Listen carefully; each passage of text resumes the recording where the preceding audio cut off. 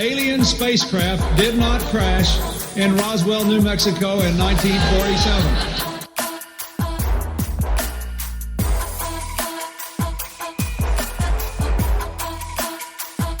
You know flat earthers, I guarantee it. But you don't know who they are because they're afraid of talking about it.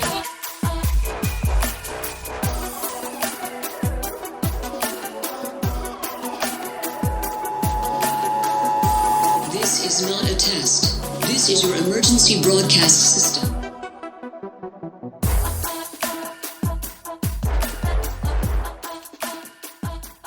Hello and welcome to the 34th annual Subliminal Deception Podcast, your weekly dose of conspiracy theory bullshit. My name is Cody. I'm joined by my pal Phil. How are you? Doing good, buddy. How about yourself? Not doing too bad, actually. You know what time of the year it is here. We had our first snowfall on Tuesday of this week, and so I was driving my sister and Jeff to the airport because they're going to Texas, and usually it's about a 5 to 10 minute drive from my house. That morning, it was 35 minutes to get to the airport because of the fucking traffic.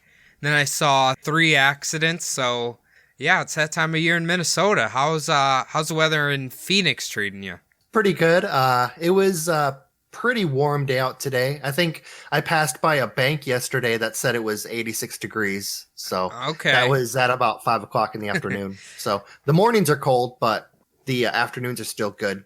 What? Sit out on the patio and drink beer weather. So Well, that's what I told Shayna. You know, they're just heading down to Texas on like the coldest week of the year so far. So they're making out pretty well, I'd say. yeah. Then they have the rest of the winter to look forward to when they get back, though. So yeah, they can get depressed when they return home. But I hear that you had a little adventure last night. Yeah, so it was actually quite a fun little celebration. We had my nephew's 21st birthday. So we all went out to a local brewery and had some food and drinks. It was actually my nephew's first alcoholic drink of his entire life. Okay, was he just telling you that so you didn't think he drank underage, or do you genuinely believe that was his first one ever? I genuinely believe that was his first one ever. I am 99.98% sure it was his first one ever. Considering like how much of that drink he actually consumed, like Okay. I'm pretty sure. So What's that? I was gonna say, so if you went to a brewery, obviously you're not gonna start him off with like a 3 Kings or something. Well, what I was trying to start him off on was Jack and Coke because it's family tradition. But actually, they kind of talked him into, since his favorite soda is Dr. Pepper, they talked him into a Dr. Pepper and rum, which I think would be a little too sweet for me. But he took a sip, and then he kind of like, everyone took pictures while he took a sip. It was pretty funny. I was thinking back to my 21st, which the Lumberyard 2 in Cedar Rapids, the strip club down there, and how much alcohol I drank that night. Were you like blackout level, or like what, just drunk, or like what was your condition? Way too drunk to drive, but sober enough to remember everything. Okay. Getting beat up by that stripper on stage was pretty fun. She ripped my fucking boxers off with her teeth. That was a little odd experience there in front of everyone. Damn. Okay. All right. What did you do on your 21st? Actually, my 21st was that time period where I was I didn't drink for like 4 years, so that was right right when I turned 21. I just didn't do anything because I wasn't drinking at the time, because I had a little bit too much fun prior to that, and I was like, okay, this is getting out of control. So I ended up just being a sober boy for my 21st birthday. So it's pretty uneventful, actually. That is true. Yeah, I was thinking my nephew, if I ever needed like part of a liver donated to me, like he would be a perfect match.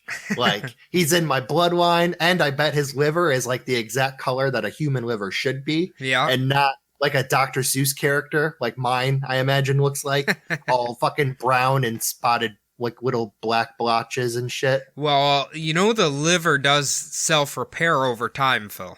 Well, you gotta let it self-repair first.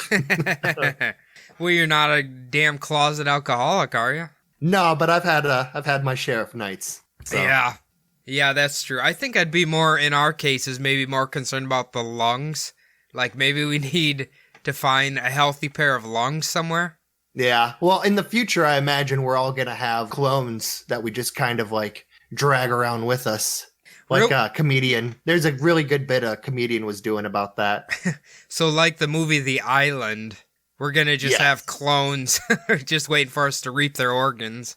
Would you feel bad about that? Is that unethical to do that? Yeah, if they were awake. Like the thing about The Island is all of the people who like bought the clones thought that the clones would be like basically in a coma and then just waiting for you to take the organs. Right. But it didn't work out like that, so. I feel like they need I don't know if it's even possible, but like clone organs and just grow the organs and not like the person attached to them. I bet that's coming pretty quick. I mean, I've heard of them like 3D printing shit, so.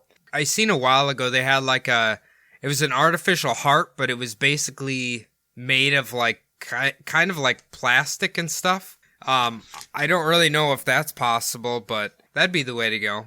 Yeah, a bionic heart. That'd be pretty sweet. Fuck yeah, you'd never fucking die then. Your yearly physical would have to include an oil change. I was just thinking, of course, like the first prototypes of the heart would be just like indestructible, and then those companies would realize they can't make enough money unless they fail enough. And then you'd start running into the problem we have now with cars and fucking appliances and fucking everything that just starts failing for no reason.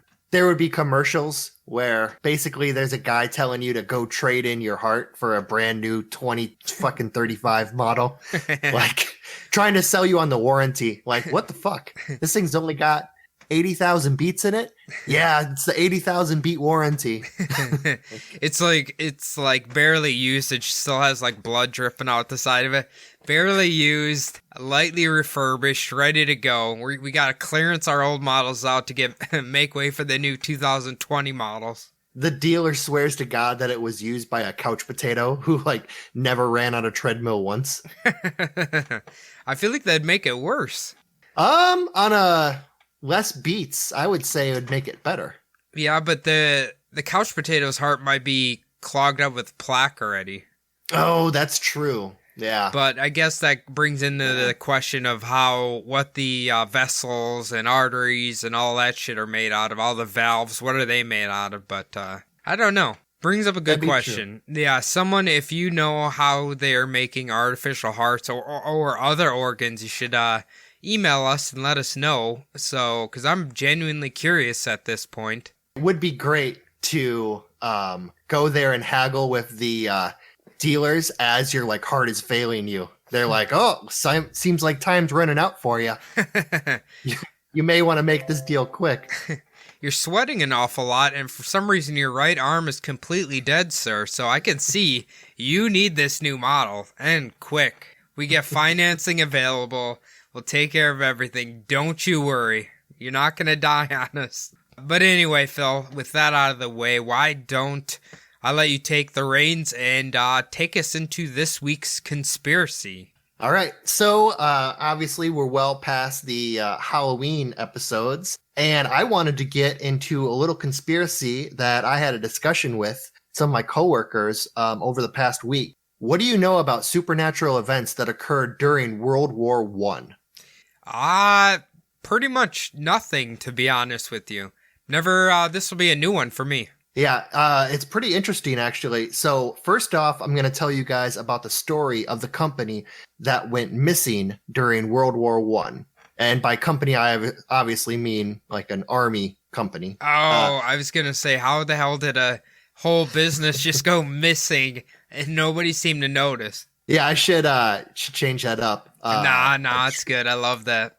An army troop or something. I think that's what must have happened to Circuit City, because they seem to have went missing and nobody's seen them in many years now. That is true. All those blockbusters too. Oh yeah. They all disappeared during the Netflix wars or some shit. That's what we need. We need like Netflix and Hulu and Amazon Prime to start forming militias, and they got to start fighting, wars over like global dominance. That's what we need. We need that back again.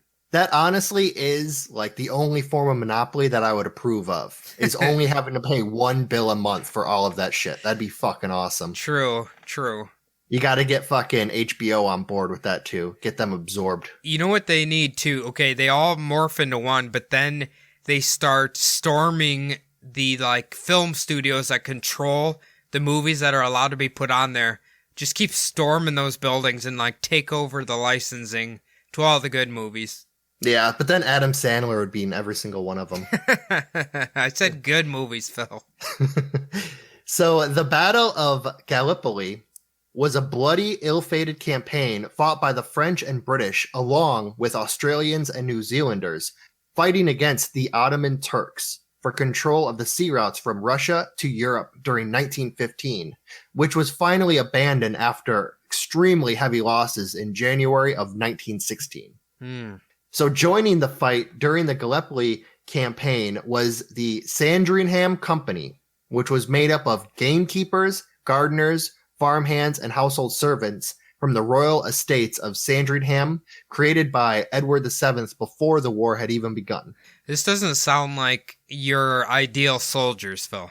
No, it does not. Like, I don't know where he got the idea for this, but like, are the gardeners just there to plant radishes on the way to the battlefield, or what? Like, what are they doing? Yeah, my idea of like maybe the gameskeepers might be good at this, but everyone else, I don't know. I don't know about their fighting prowess. I just imagine like old, heavy-set household maids and shit carrying guns in battle.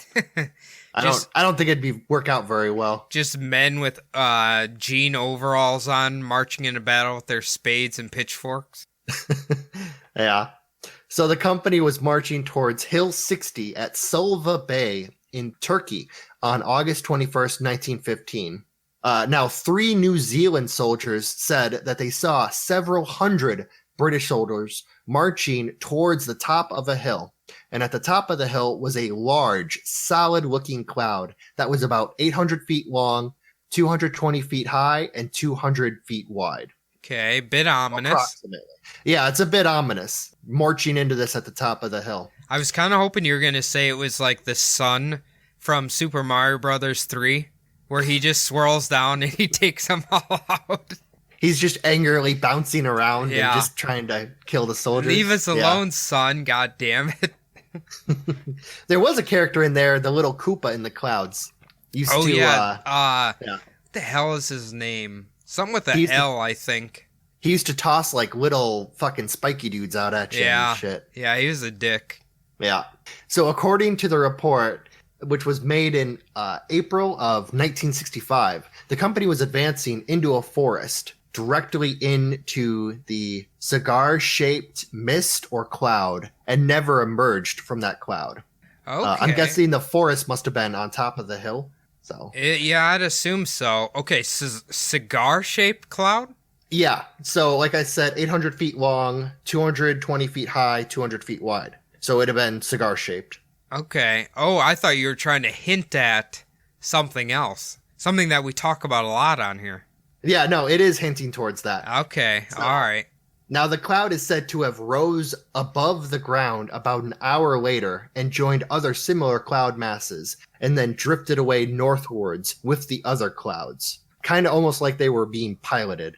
The soldiers claimed that the British tried to get the soldiers back after the Ottoman Empire had surrendered, but the Turks claimed that they had no knowledge of the regiment or their whereabouts. Okay, all right. So they saw the cloud and then they kind of just disappeared. Yeah, so apparently this the regiment marched into the cloud, disappeared, and then about an hour later, the cloud rose up. So no one had seen or heard from them after they marched into the cloud. Could this be like a portable, what'd you say it was, Lumber 2 strip club? The Lumberyard 2 The Lumberyard. It was a mobile Lumberyard 2 strip club. They all went in there and they just like, fuck it. The strippers are ripping their boxers off. Like, why would we ever go home now? Whipping them with their own belts. Yep, there you go. Yep. So one of the witnesses, Sir Ian Hamilton, reported that the company had charged into the forest and were lost to sight and sound. There are some other accounts from survivors from that battlefield. One of them said, "I did not see any wood into which officers and men could have disappeared." And that was said by a soldier named Sidney Pooley. Ooh, I like that. Yeah. He said, "I know absolutely nothing about how the officers and men disappeared. I heard no news about them charging into the wood until I came home." Okay, so I don't know if you gave a number estimate of how many people marched into it. So estimates, there's about 300 people, 300 soldiers and officers. Damn, that is a lot of people to just kind of like up and vanish. Yeah. It's pretty, it's kind of weird. I mean, obviously, if they charged into a cloud, my first thought when I heard this story is I'm going to get into the, how this might not be all that true or possibly exaggerated. My first thought is if they were charging into some trees on top of a hill and there was a cloud there, obviously they could have disappeared like past the cloud or, marched past the cloud, which it's kind of weird that they just assumed they disappeared instead of got mowed down by machine gun fire or something like that. Well, I figured like even if they, let's say they went through the cloud and got lost or whatever, like wouldn't they have the names of the people in the unit and be like, where are these people? Yeah, I'm not really sure about that. Like if anyone had searched for them or tried to figure out where this entire regiment of people was. Well, somebody was looking for their gardener. I mean, your gardener can't just go missing. They're going to be like, where the fuck is Bill? My dandelions are dead as hell. Where the hell's Bill? Where the fuck is the chef? We're supposed to have chili tonight. God damn it. Wait, are you trying to say Ramsey was in that platoon? Well, they were British soldiers, so. They say maybe it was like, maybe at the time Chef Ramsey was the cook for the lumberyard too, and he lured him on there with the promise of strip steak and strippers, and they just never return. They got those buffets there. Hell yeah. So there has been some research done by the Reverend Pierpont Edwards at the site of the disappearance, and a mass grave has been found with evidence that the men had all been taken out by enemy fire. And there are rumors that privately, in small groups of people he knew, Reverend Edwards claimed that the men had been shot in the head execution style, and that the men had probably gotten too far behind enemy lines and may have been rounded up by the Turks and executed. Okay, so I mean, I guess that would kind of, be a reason for their disappearance if they executed them all and then just buried them in a big hole or whatever. Yeah. Okay. Yeah, I was listening to Dan Carlin. He just came out with episode 3 of Supernova in the East. And he was talking about how one of the scariest things is to be like deep behind enemy lines, having the enemy basically surrounding you. Right. You could easily get picked off that way. So this was like right around the time that Germany had surrendered, correct? No, this was 1915. So this was relatively early in the war. Okay. I thought you were saying like they were still fighting, but the armistice had been signed or whatever. But it's just the starting. Armistice wouldn't be signed until November 1918. Okay, all right. Yeah, we're actually coming up on Veterans Day in a couple days here. Right, yeah, the upcoming Monday. Yep. So the story of the disappearing soldiers into the cloud may have just been a nice story to tell the families back home, as the entire company of men came from this small estate area. And I think you can imagine like hundreds of men all from the same little area just not coming home. And everyone kind of wondering like what happened to everyone. I feel how are there no survivors? I feel like if that was me, I'd rather hear that they died in battle and not they just disappeared into a cigar-shaped cloud. Yeah, that's kind of, it's kind of true. It is a little, maybe back then it would have been nicer to hear because the news coming out of the battle was really bad. It was very ill-planned. The Allies were just getting destroyed in Turkey. I suppose that makes sense.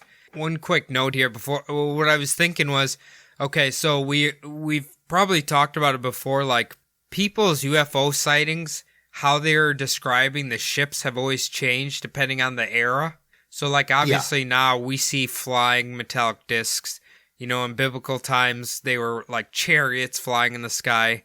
So I was like, when you were saying that story, I was like, could it be that people way back in this time, or this particular group of people, like, they didn't know what a flying object was, so they assumed it was a cloud? Do you know, does that kind of make sense?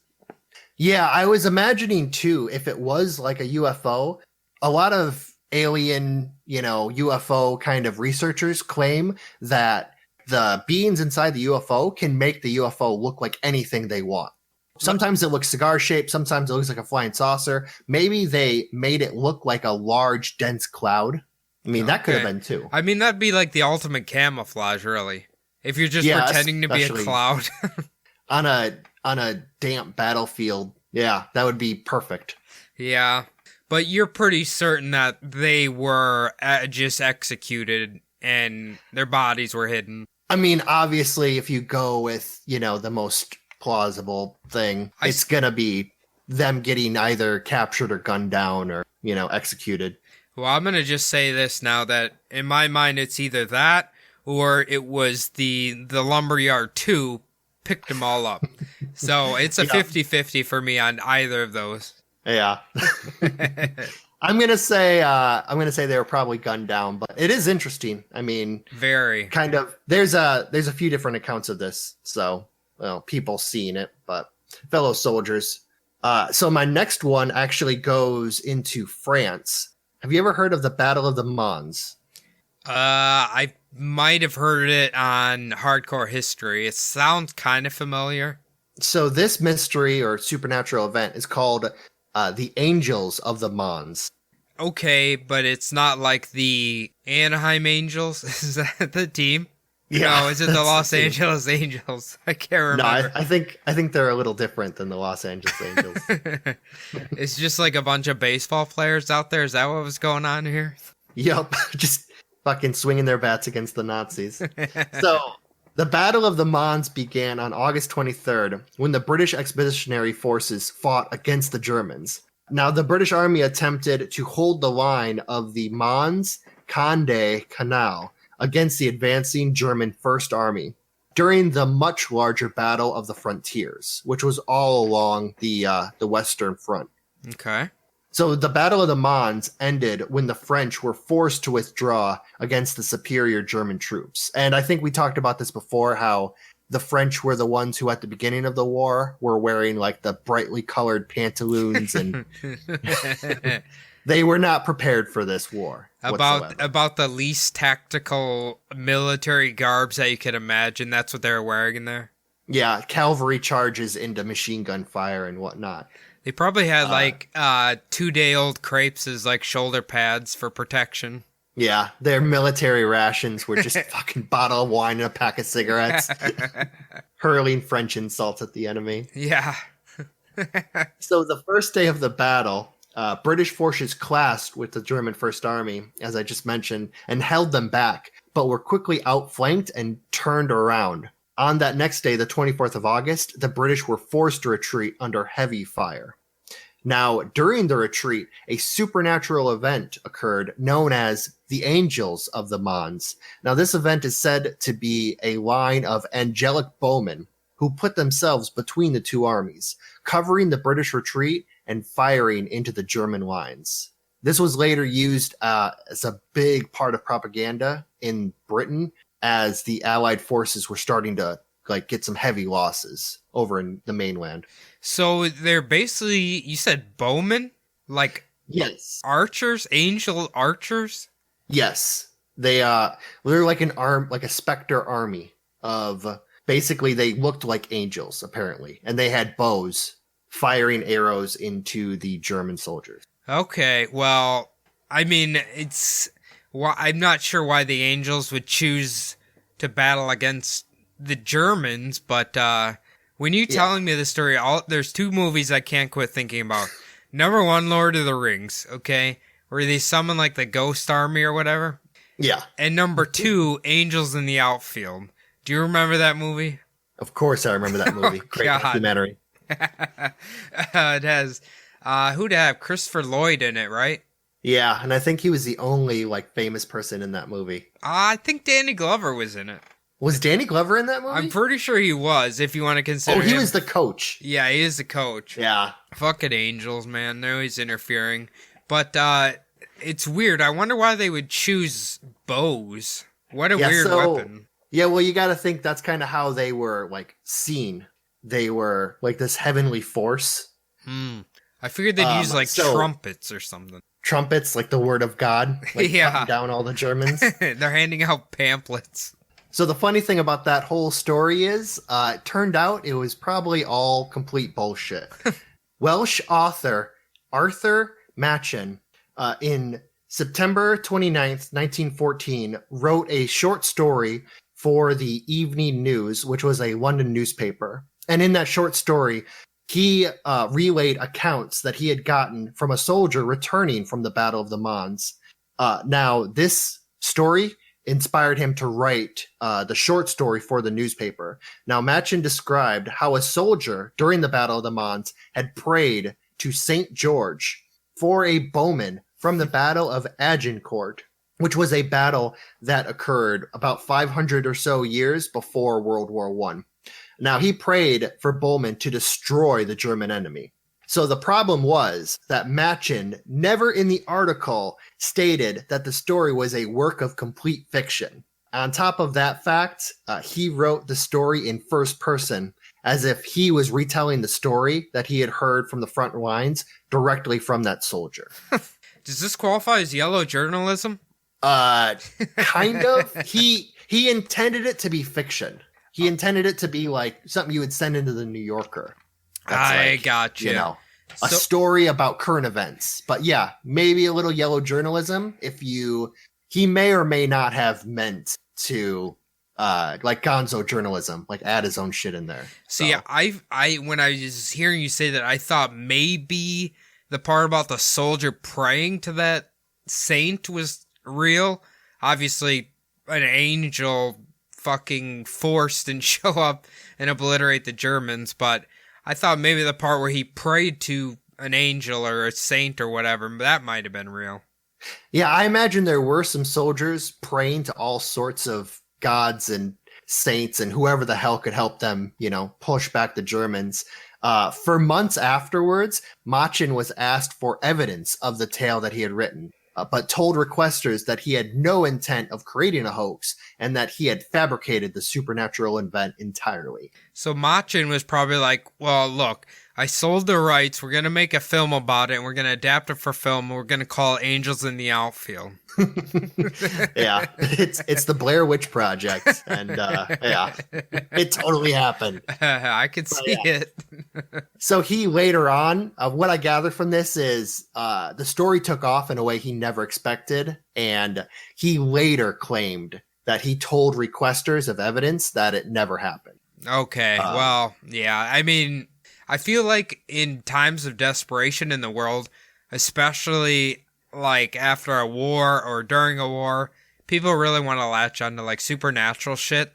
So I could kind of see why people were believing that this happened. You know what I mean?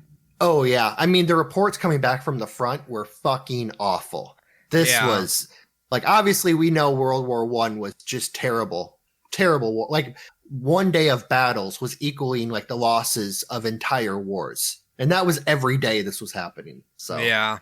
See, I was going to say, now this is a little bit different, but I swore I've heard like say after World War II is over, people's mindset had changed so much, and that like that's why there's a huge rise in like religious groups and cults and stuff like that. You know, and does that kind of make sense? Like, all that death and loss in a big war changes people so much that they kind of latch on to like a religious figure of some kind.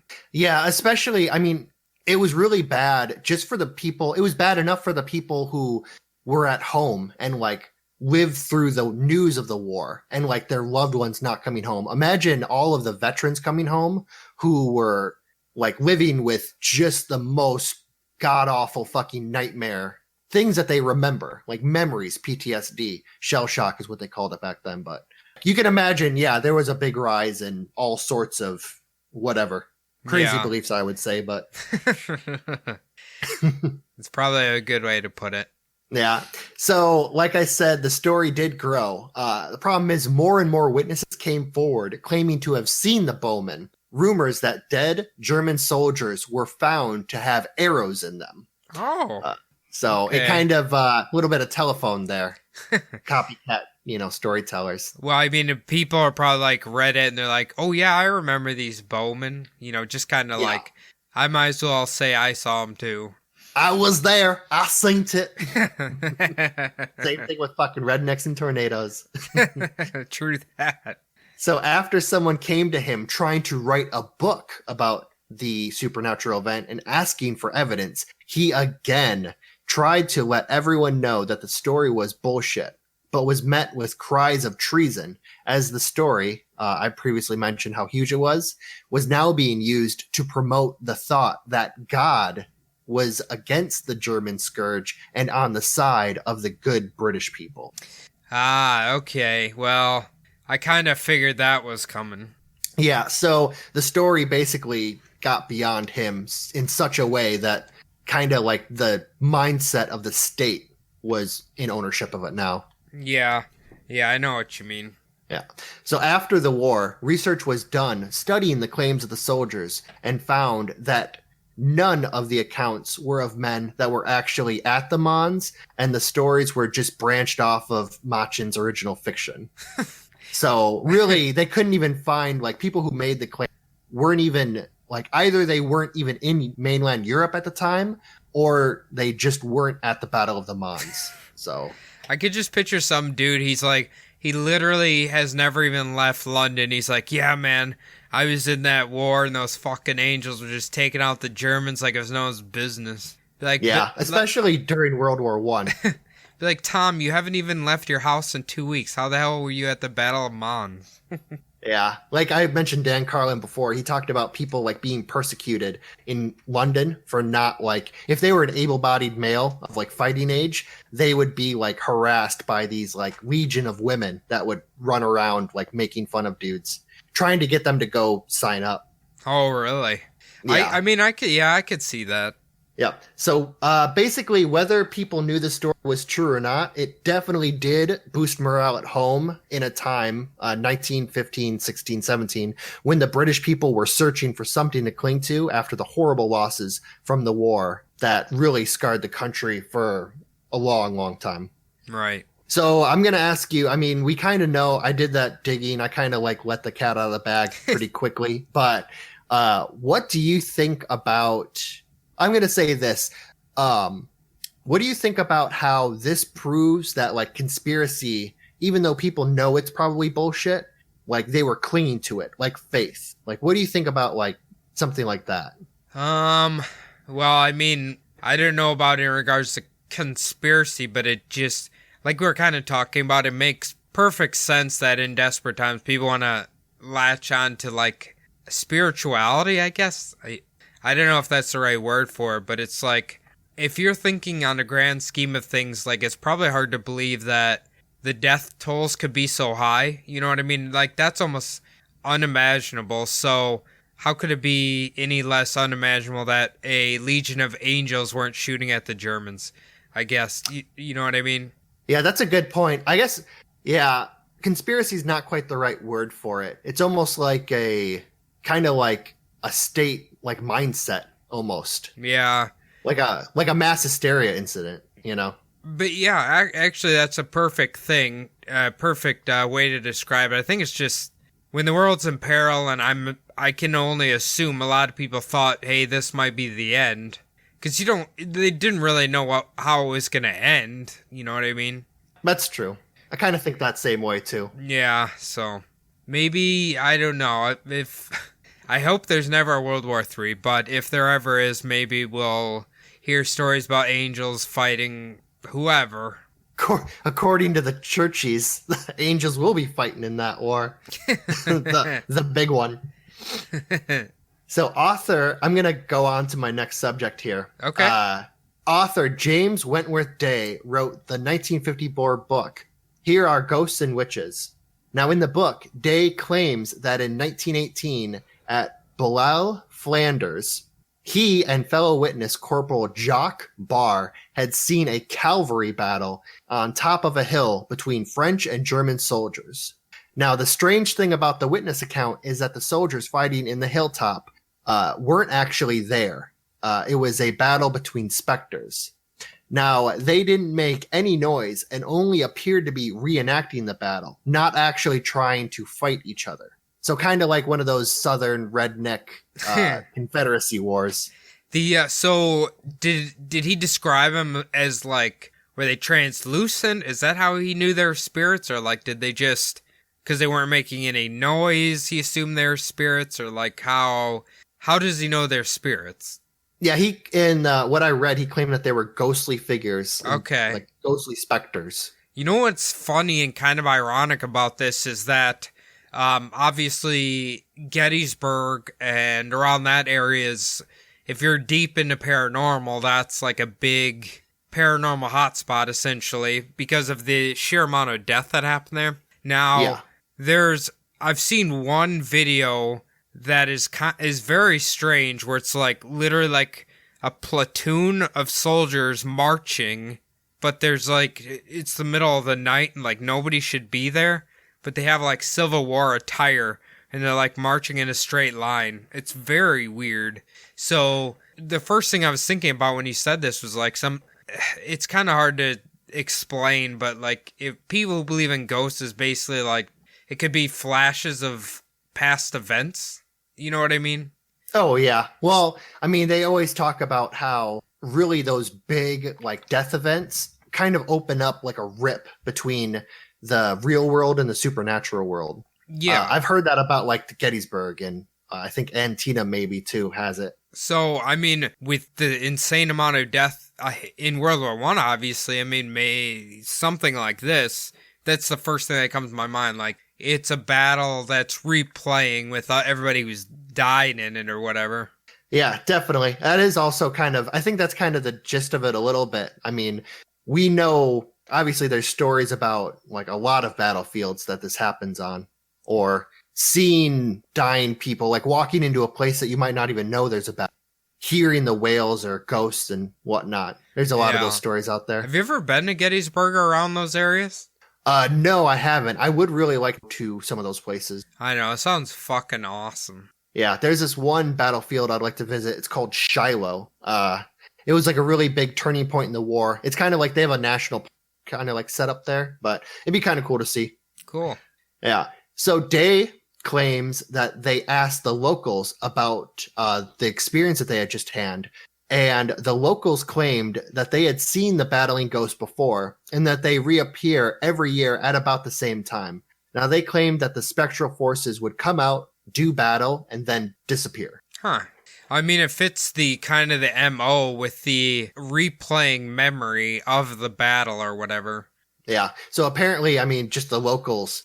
It's weird how kind of cavalier the writer kind of makes it sound. Like, oh yeah, we see that. It just happens in whatever month, you know. I feel like if it happened around the same time every single year, that like people would be sitting there trying to just see if it'll happen. You know what I mean? Yeah, I mean, if they have it, like, if it happens every year in the same kind of like time frame, you would think that they would want to see that. I mean, honestly, it could be their brothers and like fathers and, you know, cousins dying on that hill though too. True. So yeah, that's a good point. So what is like they knew for certain it was German soldiers, you said, and French soldiers fighting each other? Yeah, well, by the dress and the weaponry that they had. It was a World War I battle. Now, this was only 1918, so this was right at the end of the war that they had seen this. Okay. Did you know if they have any, like, historical records of a particular battle that happened on this hill or whatever? I only got the location. I didn't actually, like, dig deep into, like, what battle it might be. But, I mean, World War I was really, like, fought, like, back and forth. So I'm guessing that ground was fought over, like, a lot of times. Yeah, yeah, that's a good point. No. Now, I should say, little disclaimer at the end once again. James Wentworth Day is said to have had a love for old folklore and was known to be a little bit of a exaggerator. So, Well, that's not a good reputation to have, sir. no, yeah, maybe I should have mentioned that first. Nah, but- it's okay. It was fun to speculate. It's fun to speculate. Yeah, I actually like this one because it's almost like, because of the stories, like, I do like to believe. I'm not a huge believer in ghosts, but it is fun to, because I love history. It is fun to think that you could go see ghost armies fighting. So I do like that story. It's a good one. I feel like if you were to have one paranormal experience in your whole life, seeing a fucking ghost army battling each other would be so metal. Oh yeah, that'd be sweet. You just Like, sit there. I would want to have the sound though. Yeah, okay. I was gonna say, you just, like, you see them starting to, like, they're gonna start fucking fighting, you just turn on, like, some death metal and just watch them go to town. That would be horrible if you, like, were walking on the battlefield and you just saw, like, a field surgeon, like, sawing someone's leg off. That'd be a pretty shitty fucking thing to see, though. Yeah. That's true. Now, in another story, two men who were dying on the battlefield say they saw a ghostly woman dressed in a blue skirt with a bonnet on her head walking right in front of their line of fire. Now, the men didn't know if they were going crazy or not until another soldier also claimed to have seen her and said that it was the ghost of his mother. Wow, that's eerie. Yeah, definitely. So just then, the man was supposedly blown to bits by the shrapnel. Ooh. Now, before getting blown up, the soldier claimed that it was his deceased mother and that she had come for him. Like, she knew he was about to be blown to bits and was gonna, like, guide him into an afterlife or whatever the hell happens when you die. Yeah. Yeah, so this kind of almost like, I don't know if you would count this as like, because this was these two dudes were dying and one of them just might have been hallucinating this or not, but this is a pretty crazy thing to see, a ghost walking right in front of your line of fire. And then one of the dudes is like, holy shit, that's my mom, you know? Okay, so now here's where I'm kind of seeing, like, maybe a little problem with the story. So number one, these two guys are dying, which would mean one of them had to survive. Yeah. And then it's like, that guy who got blown to smithereens is just like, hey, is that my mom? Like, are you going to turn over to, like, your friends who are shot on the ground, like, hey, is that my mom? Like, I know don't you guys. I know you guys are bleeding out right now. Do you see her? It's my fucking mom, dude. She must have been here to drop off my fucking high C juice packs. Ooh, sweet, she brought Capri Suns for the whole platoon. Fuck yeah. All right, Thanks, Ma. All right, Johnson, I'm afraid you get the one that has the missing straw, but you're going to figure out how to drink it anyway. Yeah, so I have quite a few of these stories of ghostly relatives coming onto the battlefield. All right. So the next two stories were compiled by Tim Cook into his book. Now, the first story of ghosts appearing to help soldiers in a battle is that of a Canadian soldier named Will Bird being woken up while sleeping in the dirt of his trench at the location of the 1917 Battle of Vimy Ridge in France in the year 1917. Now, he was woken up by the ghost of his brother, who led him out of the trench and into some ruins. He basically went into these ruins and the ghost of his brother just disappeared and he was too tired to walk back. So he claims that he fell asleep in these ruins. Okay, now did that, like, end up saving his life or something? Yeah. So when Corporal Bird woke up, he actually attempted to make his way back to his trench. When he got there, he had found that it had been hit by an artillery shell and that basically the location that he was sleeping took a direct hit. Okay, so this is like a good spirit visit, kind of. Like it's taking him to safety. So that's pretty rad. Yeah, so his family member wasn't like welcoming him into the afterlife. It was actually like tearing his ticket up. I mean, that's the way I would have preferred it if I was in his situation. Yeah, definitely. So the second story from Cook of ghosts from World War I battlefields is that of another soldier who had seen his mother. though this time the specter did not welcome the man into the afterlife, but instead coaxing him towards her away from his position, only to have an artillery shell land right where he had just been standing, which really would have blown him apart, obviously. Okay, so this is, did you say what family member it was, or was it just a family member? Oh, his mother again. Oh, his mother again. Okay. This was another mother story. Yeah. Okay. Well, I mean, once again, I wonder how many of these types of stories happened. I mean, there's fucking a ridiculous amount of deaths, but from the people who survived, I wonder if this happened quite a bit.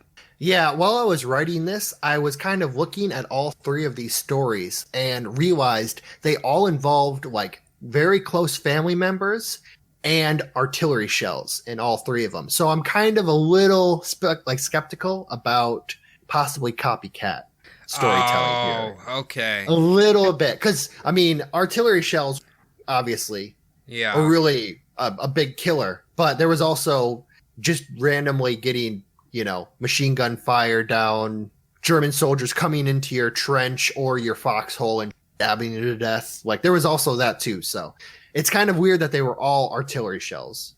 I mean, I could see it. Maybe they just so happened to move right when a shell hit or something, and then they're like, oh, well, I'll just make it a little bit more fantastical by saying a family member led me away from it, but yeah, when they got back to the pubs of England and were trying to escort a nice lady home, maybe about 8 or 9 fucking beers in, it just started getting a little more fantastic. I mean, if you believe in ghosts, I mean, I guess this would be about the perfect sighting, I guess, to have someone save your life.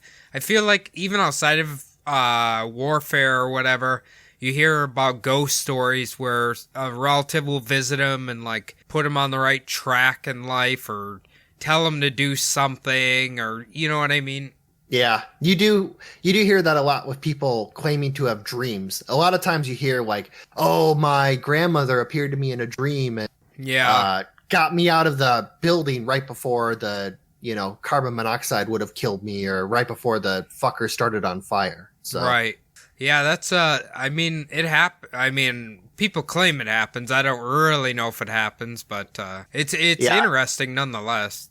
Yeah, I had a person I know actually tell me a story like that. And apparently, his, dead great grandmother visited him in a dream and told him to get out of the apartment he was living in. He lived in a house that had a lot of different apartment sections. And apparently, he left, no one else was in the building, and a carbon monoxide leak killed the neighbor's cat. So, damn, wow, yeah, okay. I just remembered that story, but I mean, that's pretty crazy. Yeah, I mean, it's a little weird, but I mean, honestly, who knows? Yeah, I have no idea. I wouldn't call that person a liar, but So basically, coming from this, we don't know if the stories were exaggerated, completely made up. What we do know is that the rigors of constant battle and PTSD caused by near miss artillery fire, back then it was known as shell shock, might have been possibly the root of some of these experiences. They could have been stress induced hallucinations. I might kind of just taking a little stab at it, but yeah, I mean the brain's crazy, man. You can it can trick you into seeing a lot of shit. Yeah, definitely. So what do you think about that? How much would you give it that maybe some of them were true, or it came from a true story, basically several branches down? I mean, I'm going to base my percentages off the grand subtotal of every single story like that I've heard. So I might give it maybe 10%. I think I give it 10% just because even in modern times, you hear about this shit all the time. You literally just told a story about a guy who it's happened to, or he claims it happened. Yeah, definitely. I would say 10% is pretty solid. Yeah. I might go 5, but 5 is usually pretty high for me even. But I believe there might be ghosts. So I'll give it, 5 to 10 sounds good. Yeah, I'm still trying to figure out if I actually believe ghosts exist or not. I don't. I'm like in that weird middle grounds where it's like if I believe in ghosts or not. Like obviously I've stated on Bumblebutt demons and like weird shit like that I don't believe in, but ghosts or like remnants of people or whatever, I don't know. I'm kind of up in the air about it. Definitely. Yeah, our brains are very complicated and understood, so Yeah. definitely. So I'm going to move on. Next, have you ever heard of the flaming onions? Don't they serve this at Outback Steakhouse? Yeah, I was just going to say something about Gordon Ramsay in the back, fucking flaying up some flaming onions, also plotting to take over the world with Barry Soetoro. Who's the one where they like stack onions and then they pour oil in the center of it and start it on fire? Oh, those are the little fucking hibachi grills. The hibachi grill, that's what it is. Okay. They do the little, I had one of the dudes doing it. It was in Rochester, Minnesota. And he pushed it along with his knife, and it would like leave little puffs of like steam coming out of it, and he'd go choo choo choo. It's pretty funny. Everyone got a good laugh out of it. He's a pretty cool guy. The last bit of supernatural events during World War I that I'm going to deal with is the possible UFO encounters that happened over the skies of the battlefields. Okay, fire away. Now known as flaming onions, pilots from both sides reported seeing glowing green orbs that would fly around and do aerial tricks and flips, sometimes even chasing down aircrafts and flying much faster than the human pilots could possibly imagine, considering their old planes. But the orbs never actually attacked any of the pilots. So they're just kind of like fucking with them or just watching them, kind of. Yeah, just flying around, just watching the aircraft.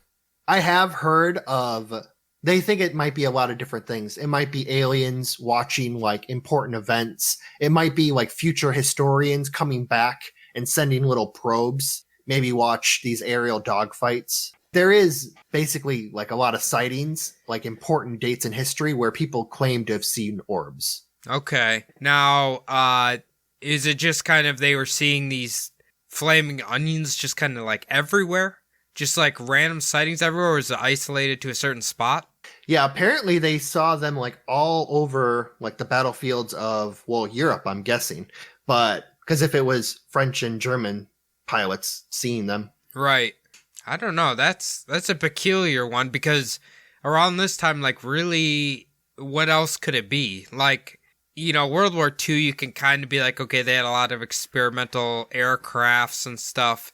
It's like World War I, it was pretty limited. Yeah, it was basically both sides were flying biplanes, and like the most sophisticated thing was, I think they had the airplane that the gun could shoot like through the propeller blades without blowing the blades off. Like that was the most advanced thing of the time. So that still not sounds quite scary. Green orbs.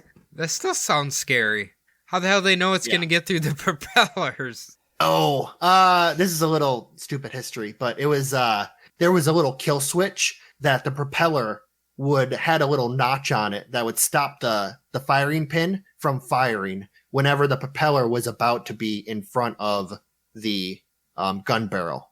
Oh, I see. Okay. So every time the propeller would be in front of it, there'd be a little delay, so the bullet could go through without hitting the blades.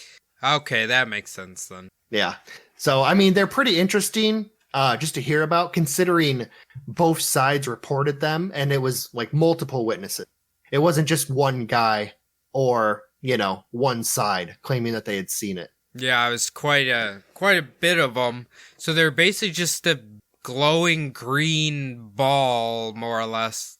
Yeah, and from what I've heard about World War II air battles, these were also seen like during the World War II fights.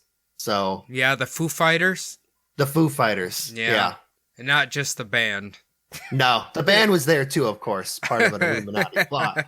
But fucking Dave Grohl. They were flying around with Barry Soetoro. I know it. Yeah, definitely.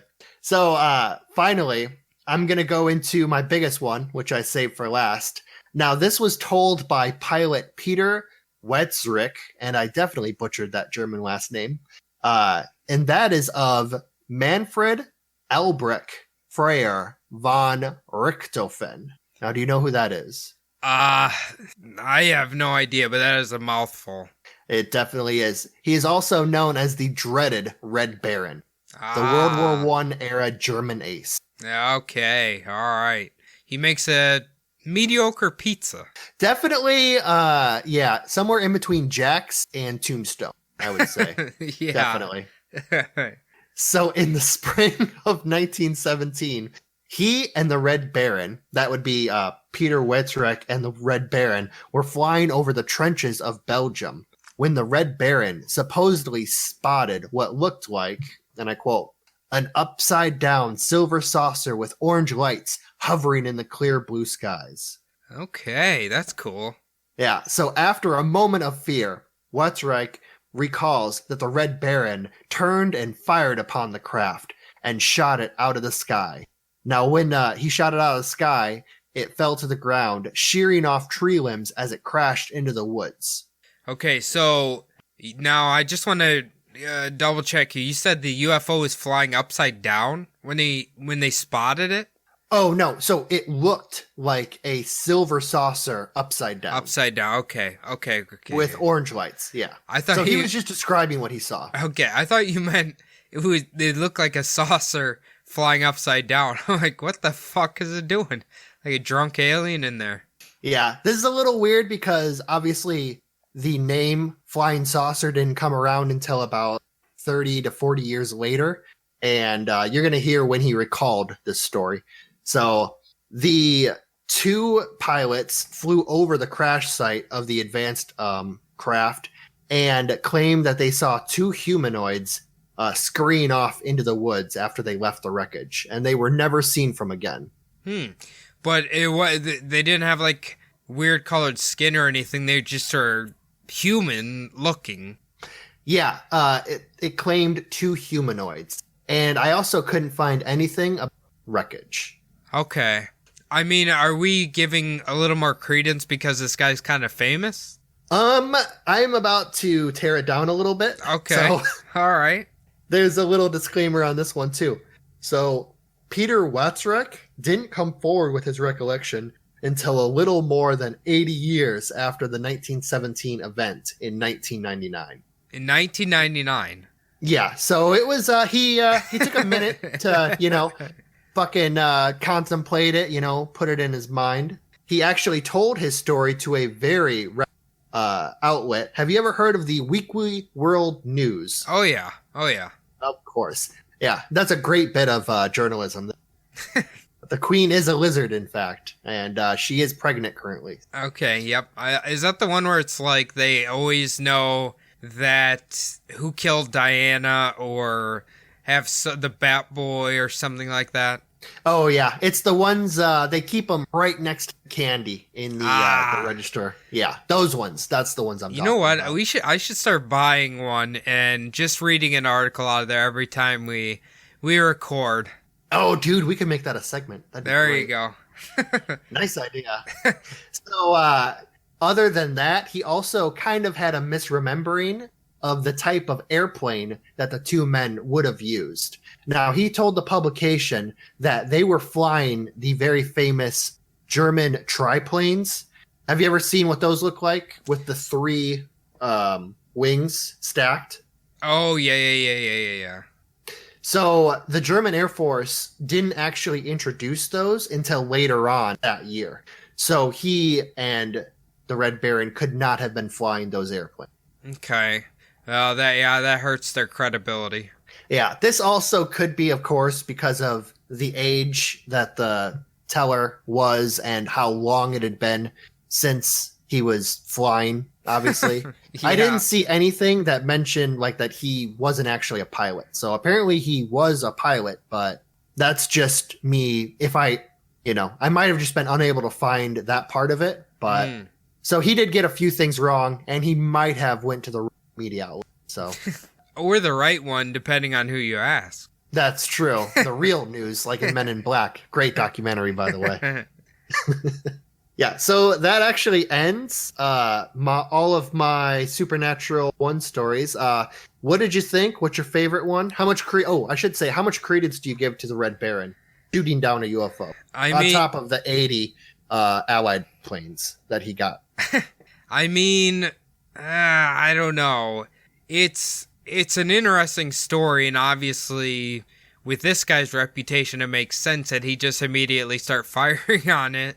But I feel like primitive planes from way back then probably wouldn't be able to shoot down a UFO. I could be completely wrong. But I don't know. It's the humanoid thing makes me wonder if it wasn't like some sort of experimental something they had up there and they shot it down, you know what I mean? But I was going to say it definitely could have been like the airships that we were talking about. Episode long time ago. Oh yeah. Do you remember though? Yeah.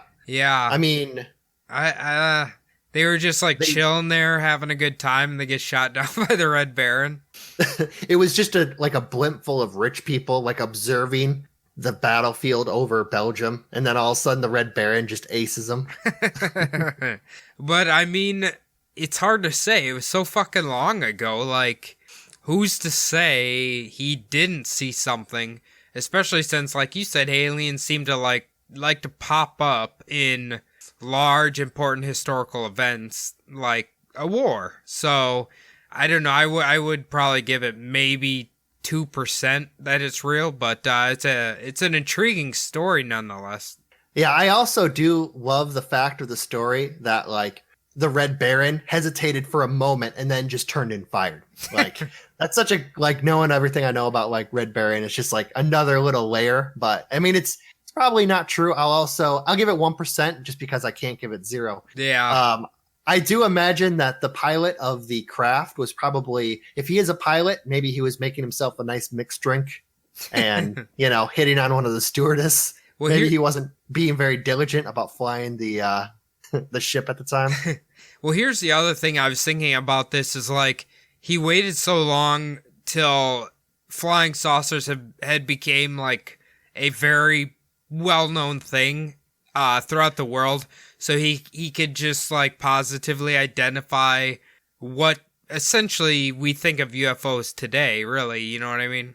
Yeah, he waited for so many, like, how many waves of like UFO, like in popular culture. I mean, 1999, there was obviously he had been through the 40s. He had been through all of these like times of like UFOs and like the resurgence and in the 90s. And then all of a sudden he's just like, oh yeah, I remember this time that a UFO, my buddy, the Red Baron, the most famous person in World War I, shot down a fucking, UFO. Yeah. It is true. Yeah. It's a little too convenient, but, yeah.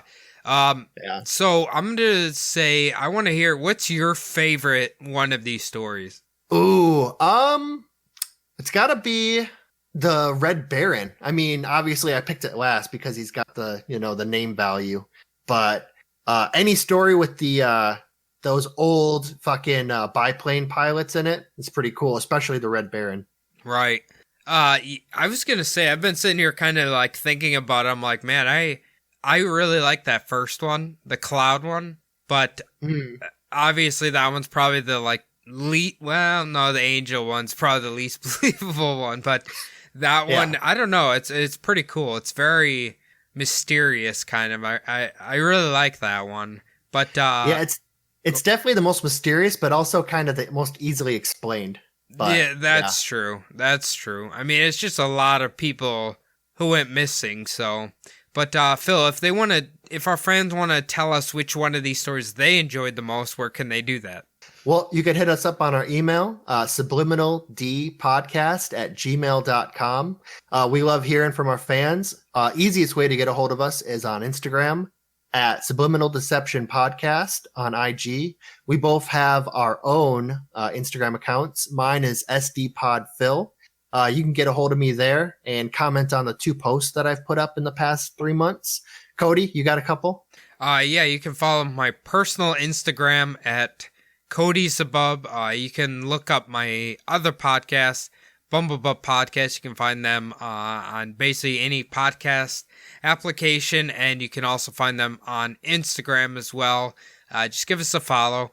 Last thing we need you to do is to log on to iTunes and leave this show a 5-star review, preferably with a little polite note written in there, because those are the most valuable. I know we've been getting quite a few now, so thank you, all of you who've taken the time out of your day to do that for us. If you haven't, please do that. Final notes here, Phil. I think you did a fantastic job.